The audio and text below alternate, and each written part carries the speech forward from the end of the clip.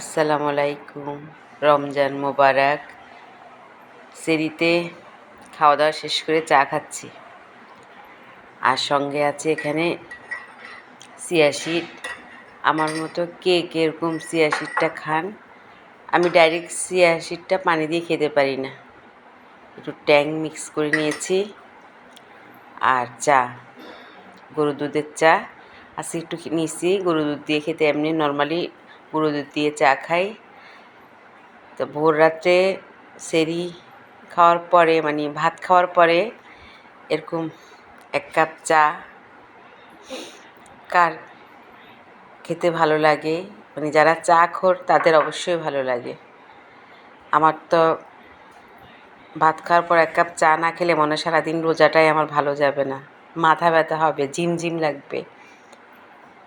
তাই তো এখন চা খাচ্ছি, খেয়ে তারপরে চিয়া সিডটা খাবো। ভীষণ উপকারিতা।